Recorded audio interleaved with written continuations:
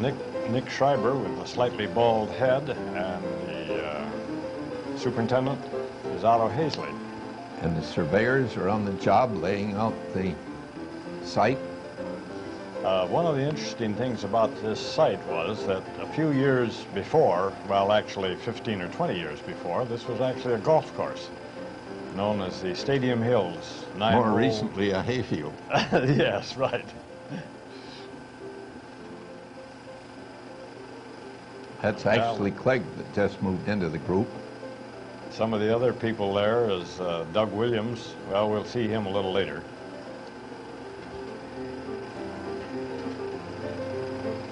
Cecil North helping to direct traffic for parking.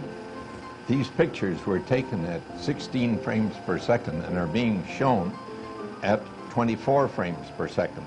That accounts for the increased activity, the speeding up about 50% of the action. That man there selling tickets was John Merrill, and this is Carl Karzian.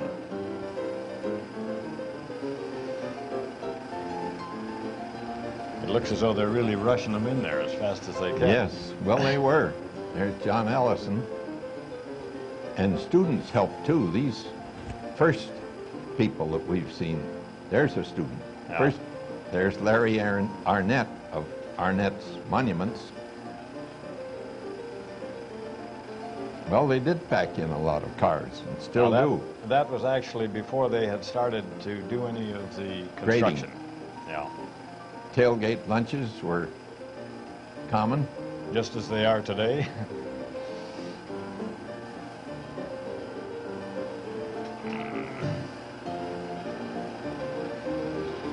There's Ron Dawson on the left. With the architects.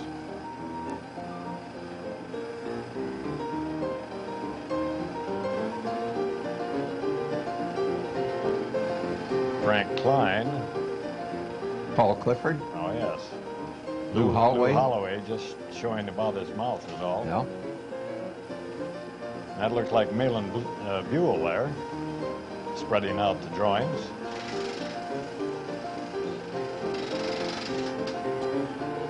Linda Eberbaugh. Yes.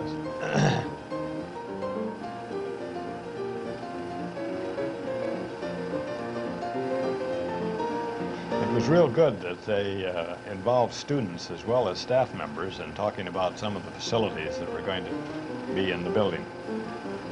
There's Bryant, for whom Bryant Elementary School is named, John High. Lawrence Kitson on the left, Ruth Bach in the middle. That's the office staff. There's the architect, Nick Schreiber, Don Kotz, Doug Williams. Otto Hazley, Mabel Nesbitt, John High, George Sleck, Doug Williams. Ashley Clegg, George Bellis in the background there. We missed Blashfield. Oh, yes.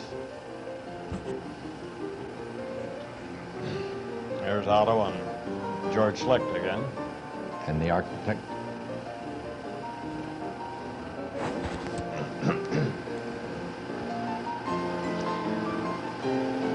June of 1953, the 26th.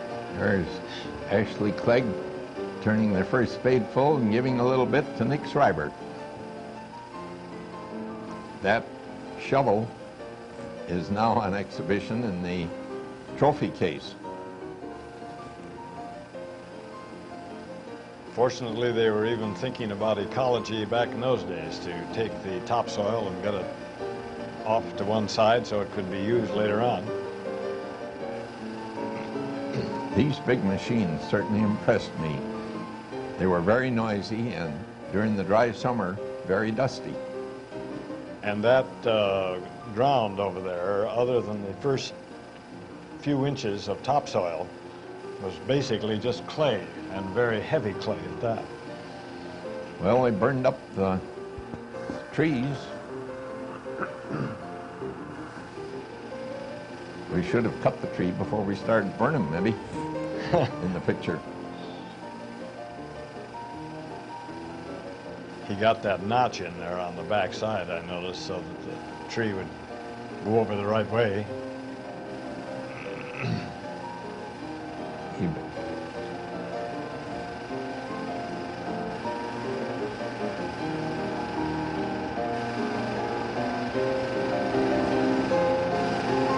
There was really a lot of wood there that had to be taken down.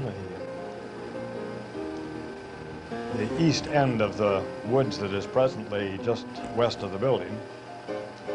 Well, they did conserve part of it, as you can see, in this logging operation. Yes, I'm rather surprised. I was not aware that there was this kind of a logging operation actually took place there, even to the extent of saving the logs, and here they are doing some cutting of wood. I think it's too bad that they didn't think of the idea of at least doing some furniture or maybe paneling one room or something of this kind with the logs taken right off the grounds, as it were. Yes. I suppose the matter of curing the wood and seasoning it was just too time-consuming. The laying of drain tile was a big operation.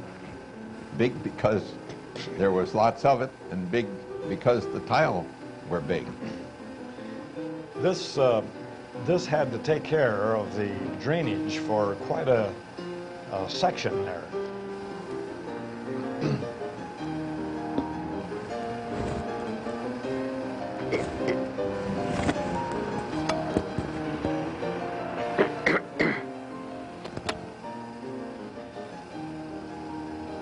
One of the problems, of course, was how hard that ground was. They even had to scratch it some and dig it a little bit in order to and even the even digger it out. Yeah.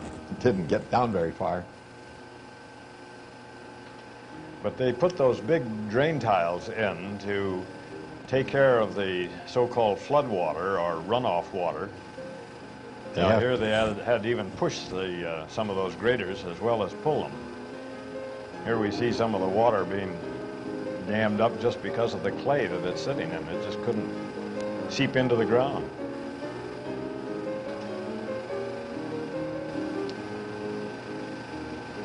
Progress is being made on the foundations. And they really went down quite deep in some of those areas, too. This is surprising. This fella is washing up for lunch. Fresh rainwater. Yeah.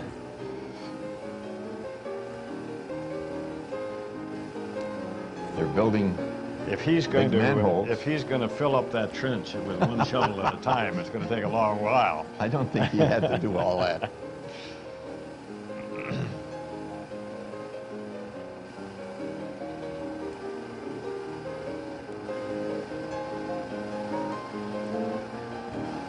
They had various ways of delivering the mixed concrete. Here's one of them.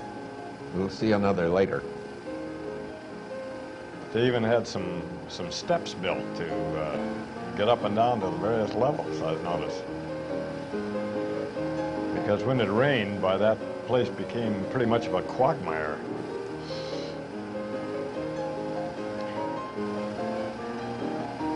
That caused difficulties for the photographer as well as the construction workers. Yes, I suppose.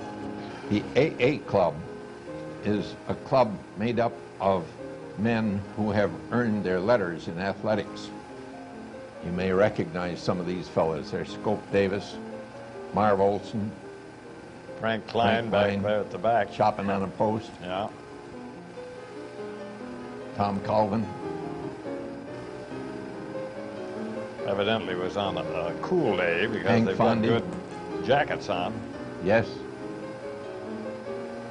Trying to get that post in the ground and going down that clay is tough.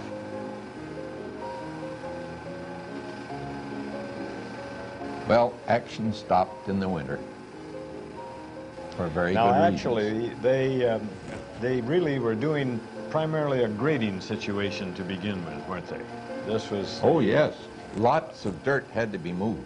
you know, and I believe that they did that with the idea that the general contract was to come along a little later, and that's the signing here. There's Hod Campbell and a couple more board members.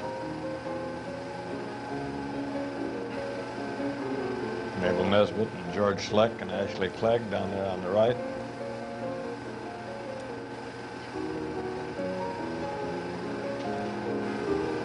Now it's spring and they're back at work. This is another means of getting the mixed concrete to the point where they want to use it. Take it by the bucketful. That's a lot easier than to bring it over there by wheelbarrow. Yes, and then drop it into the forms. It wasn't all concrete. Lots of steel went into this structure. It's amazing the use of cranes, and this was really one of the earlier extensive use of cranes. Now, of course, many buildings, they use a crane all the way on. Yes. Working from the inside even. Now these beams are being put together, as you can see, with bolts and nuts. They use the older style hot rivets in part of it. I wonder what the advantage is of one over the other. Well, of course, a hot rivet goes in hot and expanded. As it cools, it contracts and pulls the joint even tighter. Oh, I see. Here's the forge where he's heating up the rivets. And then he's going to throw one of those to a receiver. Catcher. To a catcher. There it goes. There it's caught. Not the same rivet, probably. And there the red rivet went into the hole. Now they're hammering down the rivet. That's all done.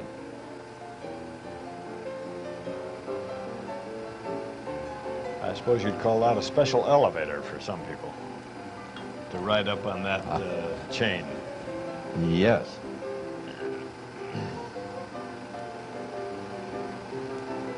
This looks as if it might be part of the construction of the tower. That was where the clock is now located, isn't it? Yes.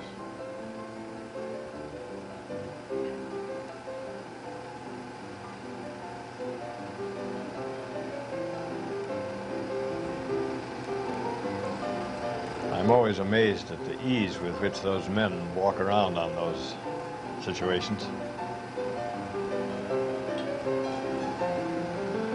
Miles of pipe, conduits, and sewers went into the construction.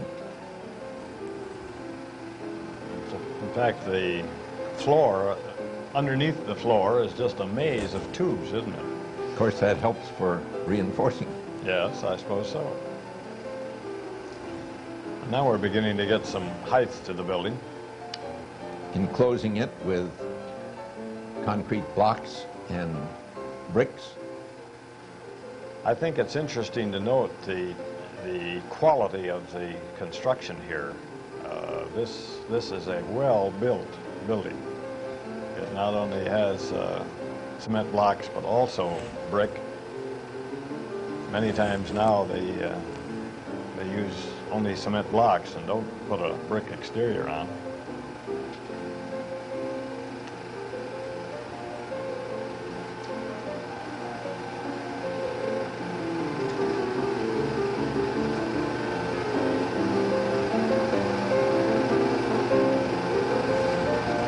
To get the right shape for a block, they use this power saw.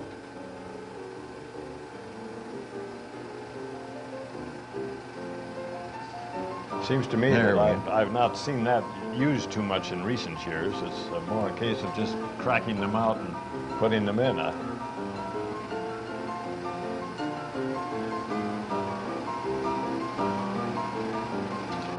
We're looking from the inside out, so we don't see the fine workmanship of the bricklayers.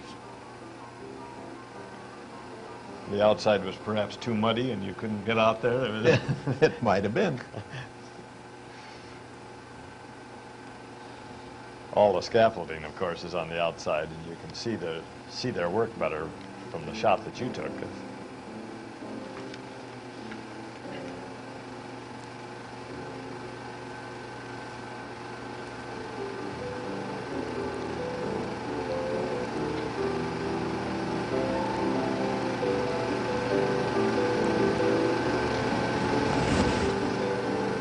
all the vertical beams showing, this must be a classroom section of the building. Certainly not the gym or auditorium.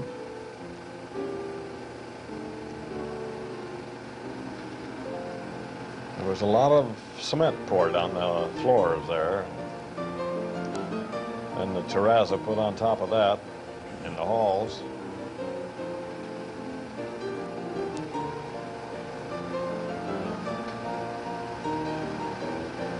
They did use some hand hoists.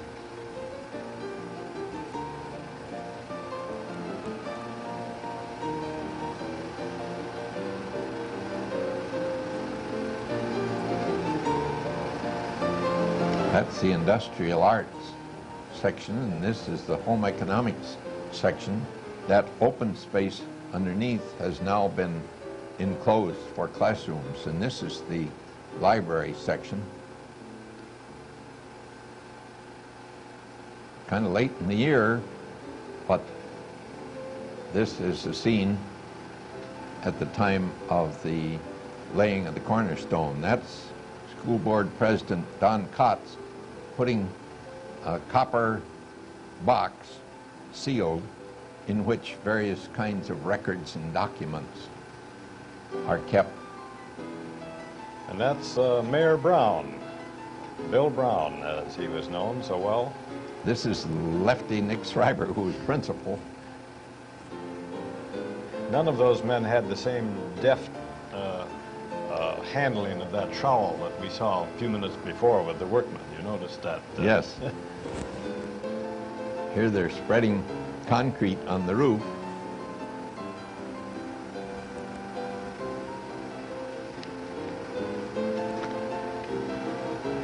Now it's time to put the asphalt or tar on the roof.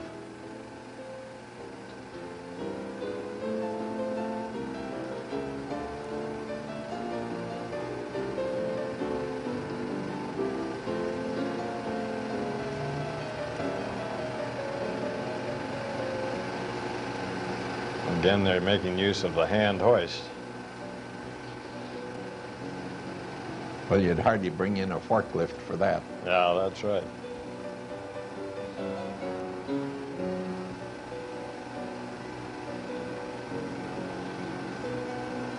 Still lots of mud around the outside. This is the roof of the classroom section, and in the background is the tower with the doorway. After a faculty meeting, we went over, some of us went over to inspect the new building, and there I see Ken Greer and Nick Schreiber and Sanandras and Eleanor Bartz, Bob Granville was in the back. Ken Greer, Cecil North there.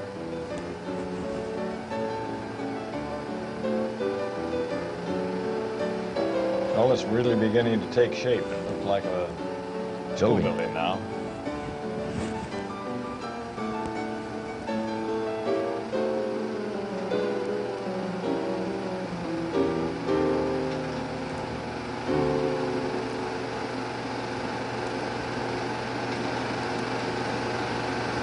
Some of the concrete was hand mixed.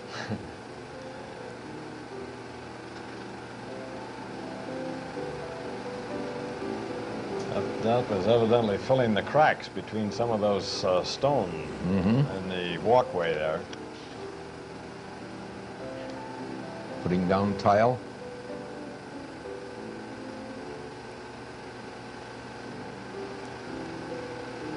It's beginning to get toward the end of the construction. Yes, when you get into the painting, well, you know you're getting near the finish. Putting up some of those ceiling tile that I guess are beginning to fall down somewhat now too and need some repair. The last day in the old building.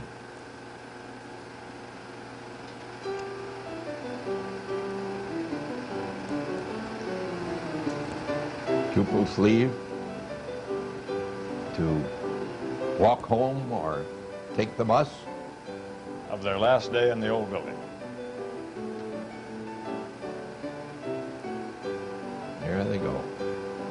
And that was the 29th of March, 1956. Yes. The next week was spring vacation week, and that's when we moved. And you began on some of the moving on the 30th of March there. Yes. That is one of the vans. I think those vans never were loaded quite as fast. In the next picture, you'll see students bringing out tables and rolls, more tables.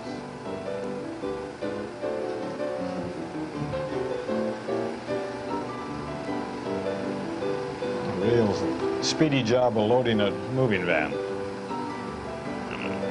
That's on the Washington, was that the Washington I Street think side so. Of the old building? This moving van is moving along pretty well. Some of them don't make it quite so well over the mud. There's one that's being towed by a Caterpillar. road cat. Now the unloading process takes place rapidly too. We had lots of help. There had to be a little coordination as to which items go where, all this sort of thing. Yes. In Yes. that operation, which is no small trick. You wouldn't want to put the kettle drums over in the industrial arts department. No. There's Ken Greer No. bringing down a desk. I believe that picture was taken in the physics department. Looks quite familiar to me. Yes, I think so. And the equipment does. That wheel and the globe. What was the wheel used for? It had a heavy rim, and I've forgotten what all we used it for. It was solid rubber, Wow. and I used it sometimes to demonstrate the rotational inertia. There they're building temporary sections of sidewalk. Rudy Silverstone over there at the right, and Al Gallup assisting in the process. Garrett Graham on the left there. I don't know who the left-handed hammerer is.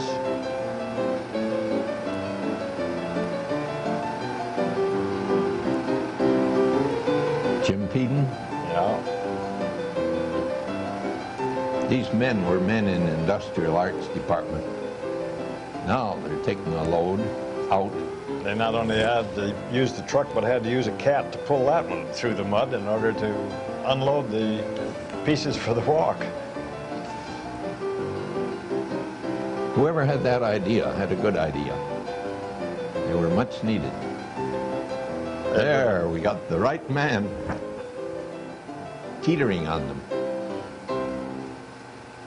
No, it would have been a real problem to have not had those wooden walkways. Surely would. Here's the first day in the new building. I think one of the interesting things about this shot is the fact that the trees were out. Now, they must have had a very early spring, because that's only the 9th of April. Yes. And yet the trees, usually the trees don't seem to get out very much before the 1st of May. These boys and girls coming in illustrate what I said before, that these pictures are speeded up. They didn't normally come to school quite that fast. They didn't come out and run. This is a picture of the student dedication program, with all the flags coming down the aisles. I expect because of the film speed, you were using black and white instead of color film at this point. Yes, I think that. Back in those days, on the platform there is Donald Just getting up Potts. is president of the board. Yeah, and that was Nick Schreiber that just sat down. Sitting right in the middle on the front row is former principal Louis Forsythe. There's, what's his first name? Nubby Turner. Actually, his first name is Amherst. Yes. They used to call him Nubby, and he was president of the student council, I believe, at that point. And there's Ron Dawson. Yes. Hank Fondy. Hank was a football coach at that point. Very successful. Yes, indeed. Did a great job.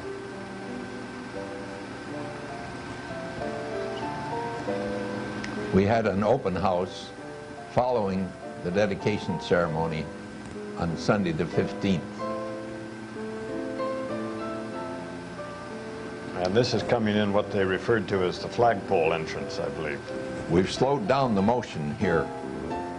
This is the speed at which they actually walked.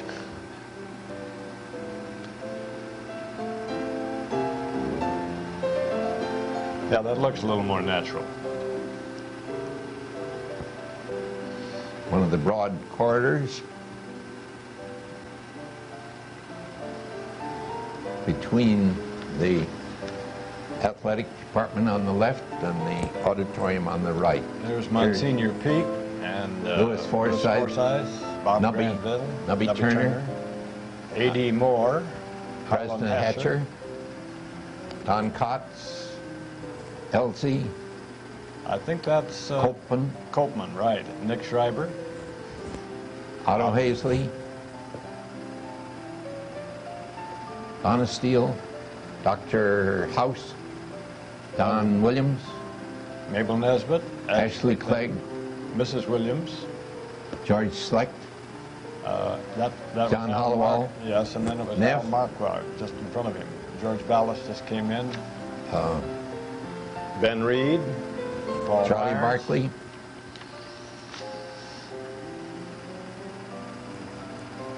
Ethel Hedrick, Yes, some of the elementary principals, Catherine Harrington, Dorothy Buckley, Helen Platt, Marion Cranmore, Hazel Junquist, and that's Homer Chance, Louise Ritzema, Eula Avery, Emerson, Gene Maybee, yeah, and Harold Logan, John Hollowell coming up, board Bob member. High just went in ahead of John. There's Monsignor Peak that gave the invocation at that. Bob Granville in the middle of the front row.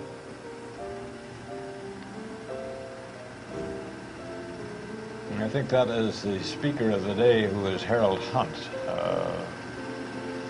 Commissioner of Education for the United States. Jack Elsie in the middle, Nick Schreiber on the right, the speaker on the left, greeting the guests.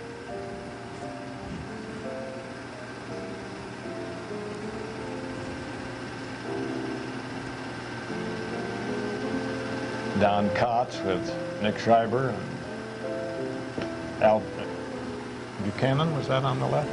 I think so. Jack Elsie talking with L.L. Forsythe, who was the former principal. And incidentally, L.L. Forsythe was the uncle of Gene Maybee, who looks a great deal like his uncle. There is a plaque. Well, that was fascinating. It was fun to do. Well, that, you know, that was very interesting to go through that and try to spot those people and talk a little about them. And It took me back 20 years and more. yes, indeed. Yes, indeed. Well, the some of the aspects of that, we've made some comments about the fact that I'm not sure that this has ever been done before or since. And I think this is very interesting that it came about, and we still have the film. That's Yes. that's another part, because with the change of administration and the change of personnel, it's so easy for these historical things to get waylaid That's or right. misplaced. Or Yes. That's right. And the people that were shown in the film demonstrated their public service, being on the board and and Yes. taking an interest. Well, they did just about everything. They were Yes, involved in it all the way along. they really got involved in a lot of things. I think another angle in that would be interesting to comment about is that the members of the board, present-day members of the board, have a tendency to serve 1 or 2 terms, and 2 at most. Ashley Clegg had actually served on the Board of Education a total of 15 years before he retired, and a number of those other people were 9- and 12-year veterans of the Board of Education. And even at that, Ashley didn't leave he didn't retire from working No, for the indeed school he didn't. system at all. Indeed he didn't. Still at it. Yes, he surely is. Yeah. That's fascinating. And you certainly did a beautiful job in making the film. Thank you. Very nicely done. And we were just talking a few minutes ago about where you found the calendars when you had to go back a few years and find some calendars that were appropriate for the time. Well, I thought the technique you used to help date it was very good. This was one. Good idea. If you want anybody to think you know how to take good pictures, don't ever let them see your bad ones. The bad ones are not. Are you saying you left some out? Oh yes, of course, indeed. on the other hand, we know, and you know, that you threw out a lot of footage that you took. I think the distressing thing about, quote, home movies, unquote, is that some people feel they have to show you everything that they have ever taken.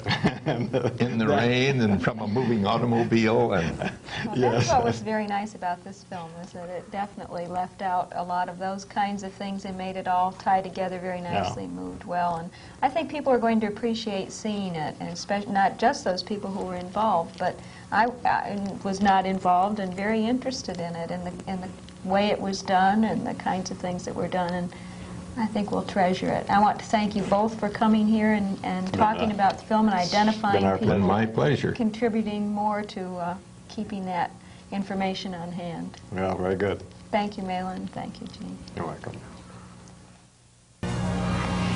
Hello. I'm Gail Beaver, and I'm a member of the staff of the Instructional Materials Center in the Ann Arbor schools. My guests today are Mahlon Buell and Gene Maybee.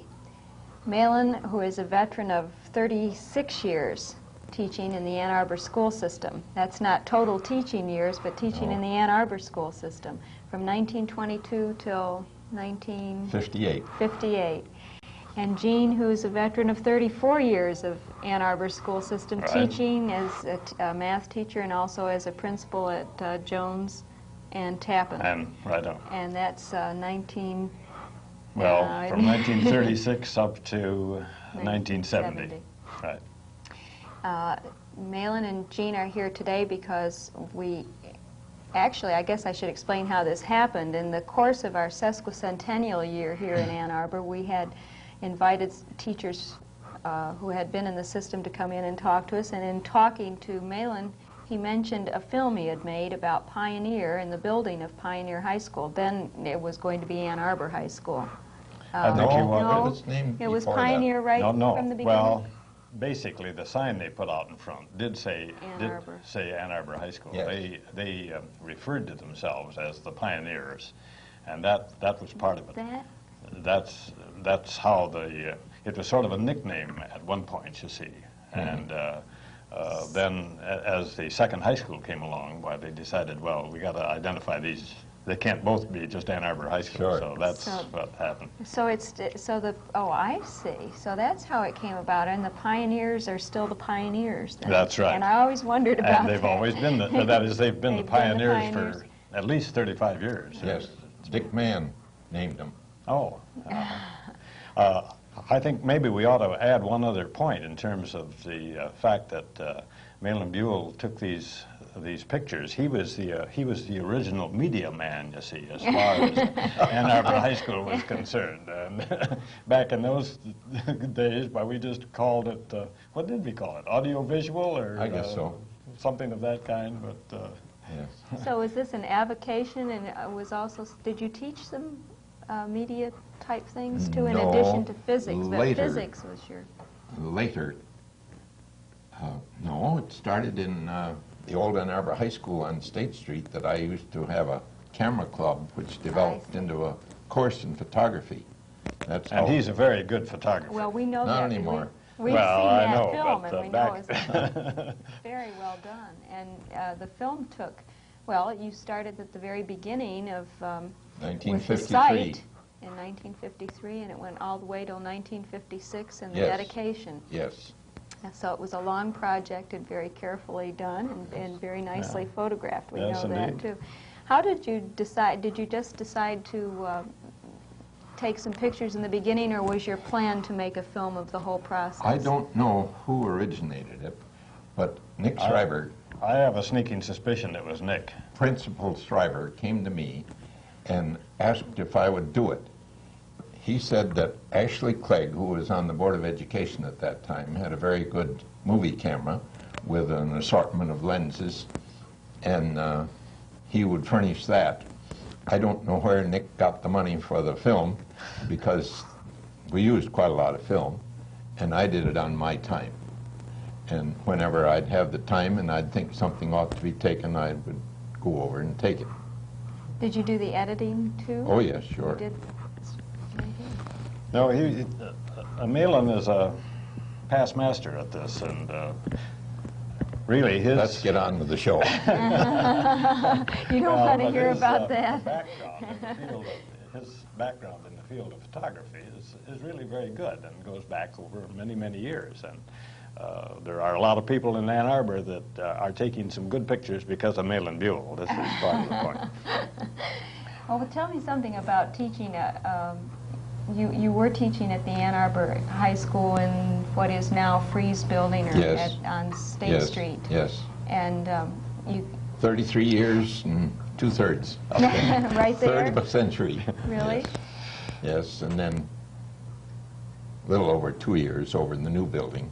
How was the decision made to build to have a new building, and what, you know? Well, we were outgrowing the old one, and we just needed bigger and better facilities, and somebody sponsored the bonding issue, and it passed, and so then they got busy planning and building. Did they have to expand their faculty then too? Well, Staff? as the number of students increased, obviously the staff has to increase. Part of the situation, of course, with the old building was that you were in a situation that was really downtown. You had no campus. That's right. The boys used to go over into Felch Park, which is the park right in front of what is now the Powers Theater. And they used to go over there and do a little running. That's where they could get their outdoor exercise as far as physical education is concerned. But obviously for baseball practice, they went to West Park, and for football, they went down to Wines Field, and basketball, they played in a cheese box gym in that old building. In fact, at one point, when the building was first built, why the gymnasium had 4 posts on the gym floor, on the basketball floor, in fact, in the 4 corners. So you know, some of those things had to be changed. We had just outgrown that kind of facility, and it was a matter of getting into a new modern facility with a campus or a space for not only activities but also for parking of cars. This was another problem. One of the stipulations when the Board of Education got that property from the university was that we reserve on the corner parking for about 5,000 cars for football games, because the stadium was just diagonally across Stadium and Main Street. And that still exists. And oh, sure. And you know, this has proved helpful in terms of some of the activities of the high school for like years. band practice. Yeah.